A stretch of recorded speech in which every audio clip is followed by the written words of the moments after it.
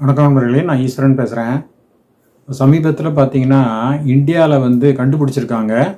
நிறையா பேர் போலி சர்டிஃபிகேட் இஷ்யூ பண்ணியிருக்காங்க அப்படின்ட்டு. அதாவது இந்த டிகிரி வாங்கின மாதிரி உங்கள் பேரை போட்டு இந்த டிகிரி அப்படின்னு சொல்லிட்டு போட்டு இந்த யூனிவர்சிட்டி அப்படின்னு பிரிண்ட் பண்ணி கொடுத்துருவாங்க.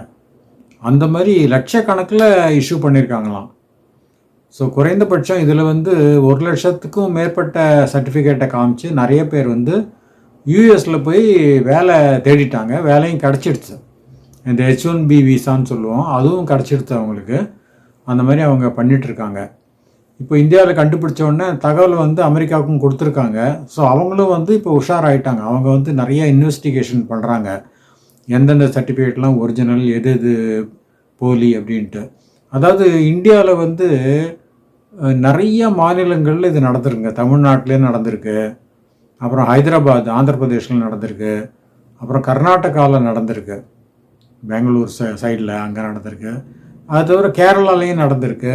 அப்புறம் நார்த் இந்தியாவில் நிறைய இடங்களில் நடந்திருக்கு. ஹிமாச்சல் பிரதேஷ், பஞ்சாபு அங்கெல்லாம் இந்த மாதிரி அவங்க என்ன பண்ணுவாங்கன்னா ஒரு ட்ரைனிங் இன்ஸ்டியூட்டு அப்படின்னு ஒரு ஃப்ரண்ட்டு அந்த மாதிரி ஒன்று வச்சுப்பாங்களாம். அதில் நீங்கள் சேர்ந்தீங்கன்னா அவங்க சொல்லுவாங்களாம், நீங்கள் தம்பி கவலைப்படாதீங்க, நாங்கள் உங்களுக்கு சர்டிஃபிகேட் கொடுத்துட்றோம்.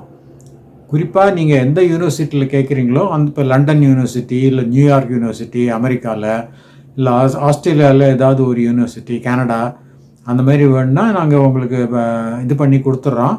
என்ன ஃபீல்டுன்னு சொல்லுங்கள், MBAவா இல்லை மாஸ்டர் ஆஃப் கம்ப்யூட்டர் அப்ளிகேஷன்ஸு, இல்லை பயாலஜி, ஃபிசிக்ஸ், எதுவாக இருந்தாலும் நாங்கள் சர்டிஃபிகேட் தரோம் அப்படின்னு சொல்லிட்டு அவங்க இஷ்யூ பண்ணி கொடுத்துருவாங்களாம். ஆனால் இவங்க அந்த ட்ரைனிங் சென்டரில் சேர்ற மாதிரி 3 months தான், சும்மா ஒரு நேம் சேக்கு தான் வரணும். ஆனால் பணம் மாத்திரம் அவங்க கிட்டத்தட்ட 1,00,000க்கு மேலே வாங்கிடுறாங்களாம் இந்த போலீஸ் சர்டிஃபிகேட் கொடுக்கறதுக்கு. ஸோ இந்த ட்ரைனிங் இன்ஸ்டியூட்டில் சேர்ந்து படிக்கிறதுக்கும் சம்மந்தமே கிடையாது. சும்மா அவங்களுக்கு நேம் சேக்கு காட்டணும், அந்த மாதிரி இவ்வளோ பேருக்கு நாங்கள் பாடம் நடத்தினோம் அப்படின்னு காட்டணும், அவ்வளோதான். ஸோ அவங்க காசு வாங்கிட்டு சர்டிஃபிகேட் கொடுத்துருவாங்க. இதை வச்சுன்னு இவங்க நாட் ஒன்லி USA, நிறைய இடங்களில் போய் இவங்க ஏமாற்றி வேலை வாங்கியிருக்காங்க. இதுவும் ரொம்ப ரொம்ப ஒரு தவறான ஒரு அணுகுமுறை. இது என்ன பண்ணியிருக்குன்னா அமெரிக்காலேயே கொஞ்சம் ஒரு பயங்கரமான ரியாக்ஷனை கொடுத்துருக்கு. அத்தாரிட்டிஸ் கிட்டேருந்து ஒரு they started formulating some policies. அதாவது அங்கே என்ன பண்ணுறாங்கன்னா, இப்போ இந்த American white collar jobs act அப்படின்னு ஒன்று இருக்குது. 2026 தான் பாஸ் பண்ணாங்க. அதுபடி பார்த்திங்கன்னா நிறைய சேஞ்சஸ் கொண்டுறாங்க. அதாவது இப்போ யூஸ்வலாக 6 years கொடுப்பாங்க பாஸு. இப்போ அதை 2 years குறைக்க போகிறாங்க. செகண்டு லாட்ரி சிஸ்டமில் தான் அவங்க கொடுத்துட்டு இருந்தாங்க. இப்போ அதை ஒரு மாதிரி மாற்றிட்டு பேஸ்ட் ஆன் தி சேல்ரி அந்த மாதிரி கொடுப்பாங்க. அதாவது அதிகபட்ச சேல்ரி இருந்தால் அதுக்கு முன்னுரிமை கொடுக்க போகிறாங்க. அந்த மாதிரி இருக்குது. அது மாத்திரம் இல்லை, அந்த கம்பெனிஸ் அந்த உள்ளூர் அமெரிக்கன்ஸுக்கு எந்த அளவுக்கு அவங்க வேலை கொடுக்குறாங்க அதையும் பேஸ் பண்ணி தான் கொடுக்க போகிறாங்க. ஸோ இந்த மாதிரிலாம் வந்தது இன்னும் கொஞ்சம் டிஃபிகல்ட் ஆகும். அதாவது ஜெனியூனாக போகிற இந்தியன்ஸுக்கு டிஃபிகல்ட்டியை உண்டாக்கும். அதேமாதிரி அங்கே இருக்கிறவங்களுக்கும் கொஞ்சம் ஒரு தலைகுனிவு. ஏன்னா இது அமெரிக்கா பூரா நியூஸ் பரவிடுச்சு, இந்த மாதிரி பொய் சர்டிஃபிகேட் கொடுத்துட்டு நிறைய பேர் வந்திருக்காங்க அப்படின்னு. ஸோ நீங்கள் ஜெனுவினாக இருந்தால் கூட அவன் ஒரு மாதிரி தான் பார்ப்பான், ஒரிஜினலாக இருக்குமா இருக்காதா அப்படின்னு சொல்லி பார்ப்பான். அது தவிர அங்கே நேட்டிவ் அமெரிக்கன் இந்தியன்ஸ் இருப்பாங்க, அதாவது அங்கேயே 2-3 தலைமுறையாக இருக்கிறவங்க.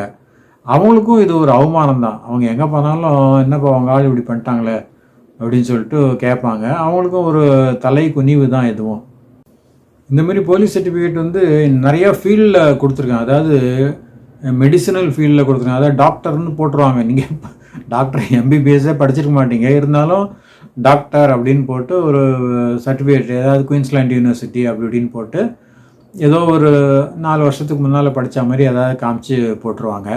அதுக்கப்புறம் engineers, IT engineers, mechanical engineers அதெல்லாம் போடுறாங்க. அப்புறம் நர்சஸ்க்கும் கொடுக்குறாங்க. நர்சிங்க்கும் அவங்க நர்சிங் படிச்சிருக்காங்க அப்படின்னு சொல்லிட்டு பொய்யா ஒரு சர்டிஃபிகேட்டை கொடுத்துட்றாங்க. இவங்க இதெல்லாம் வச்சுன்னு அங்கே சப்போஸ் டாக்டராக ஒரு சர்டிஃபிகேட் கொடுக்குறாங்க வச்சுங்களேன், ஃபேக் சர்டிஃபிகேட், இவர் அதை காமிச்சார்னா அங்கே நம்பிடுறாங்க. நம்பிட்டு சரி ப்ராக்டிஸ் பண்ணு அப்படின்னு சொல்லிடுறாங்க. ஸோ இவர் டாக்டராக பணியாற்றுனா பேஷண்ட்டோட கதி என்ன ஆகும்னு தெரில. அதேமாரி நர்சிங்க்கு வந்து படிக்காமலே நர்சிங்காக போனாங்கன்னா அவங்க எந்த அளவுக்கு சேவை புரிய முடியும்னு தெரில நமக்கு. இதெல்லாம் நினச்சி பார்க்குறதுக்கே நமக்கு வந்து பயமாகவும் இருக்குது, வருத்தமாகவும் இருக்குங்க. நடுவில் ஒரு நகைச்சுவை விஷயமும் இருக்குது இதில். யூஸ்வலாக இந்த ஏமாத்துறதுக்கெல்லாம் காந்தி பேரை வைப்பாங்க. முன்னெல்லாம் பார்த்தீங்கன்னா அந்த இண்டிபெண்டன்ஸ் வந்தபோது காந்தி கணக்குன்னு பேர். அதாவது அவர் பேரை சொல்லி சொல்லி நிறைய வசூல் பண்ணிட்டாங்க. அது எல்லாருக்குமே ஏமாத்தல் தான் அது. ஸோ அது காந்தி கணக்குங்கிறது வந்து ஒரு சொல்லாவே ஆயிடுச்சு. அது காந்தி கணக்குப்பா அப்படின்னு சொல்லிடுவாங்க. அது மாதிரி இங்கே ஒருத்தர் தமிழ்நாட்டில் காந்தி இன்ஸ்டியூட் ஆஃப் டெக்னாலஜி ஏதோ ஒன்று பேர் வச்சுருக்காரு. வச்சுட்டு இந்த மாதிரி ஃப்ராடு பண்ணுறது தான் அவங்களோட வேலை. சரி, அதுக்கப்புறம் இப்போ சிங்கப்பூரில் கூட இந்த மாதிரி நடந்திருக்குங்க. அதாவது ஒரு லேட் 90s நினைக்கிறேன், 90s அப்புறம் 2000ஸ்லேயும் கொஞ்சம் காலம் நடந்தது. அதாவது இந்த லிட்டில் இந்தியா வட்டாரத்தில் லொக்கேஷன் வேணாம், அங்கே வந்து 2-3 கடைங்க இருக்குங்க. அவங்க வந்து பிரிண்டிங் வேலை தான். அவங்க நேம் கார்டு பிரிண்ட் பண்ணி தருவாங்க, இல்லை ஏதாவது லெட்டர் ஹெட்டு, இல்லை நீங்கள் ஏதாவது டாக்குமெண்ட் பிரிண்ட் பண்ணால் பண்ணி கொடுப்பாங்க. ஸோ அவங்க வந்து இது வந்து ஒரு ஓப்பனாக வெளியில் பண்ணாங்க. ஆனால் உள்ளார என்ன பிஸ்னஸ் பண்ணுவாங்கன்னா இந்த மாதிரி ஒரு பொய் சர்டிஃபிகேட்டு பிரிண்ட் பண்ணி கொடுக்கறது.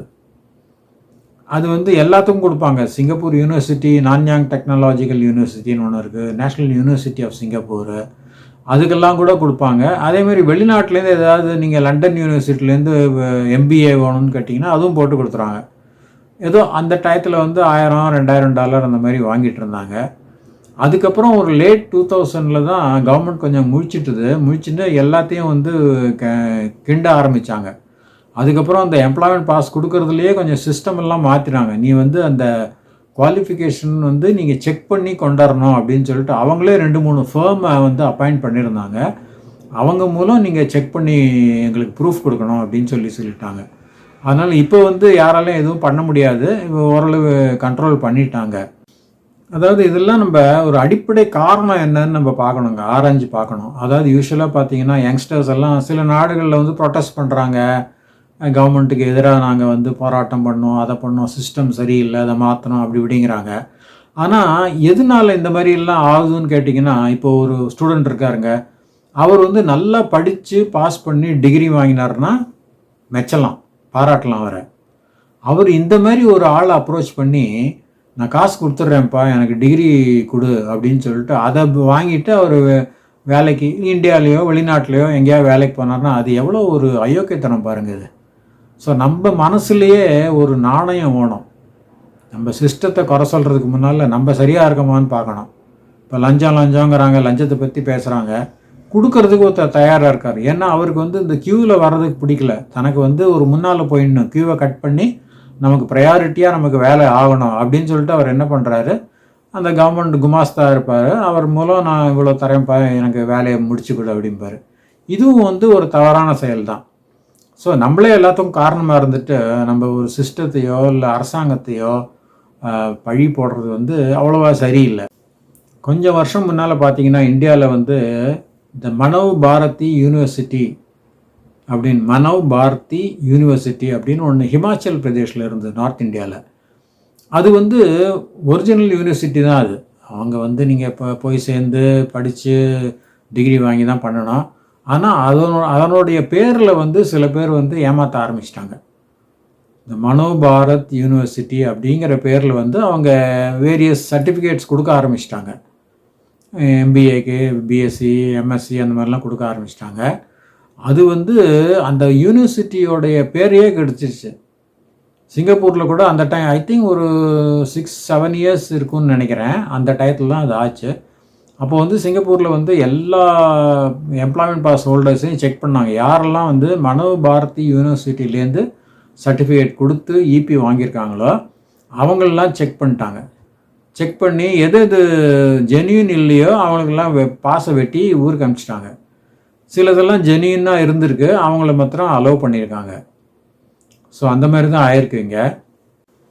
இந்த மனோ பாரதி யூனிவர்சிட்டியில் ஃப்ராடு பண்ணவங்களில் மெயினாக ஒரு தாயாரும் மகனுமா, மதர் அண்ட் சன், அந்த கேங்கு தான் பண்ணியிருக்கு. கிட்டத்தட்ட ஒரு 380 கோடி ரூபாய்க்கு வந்து அவங்க பொய் சர்டிஃபிகேட் கொடுத்துருக்காங்க.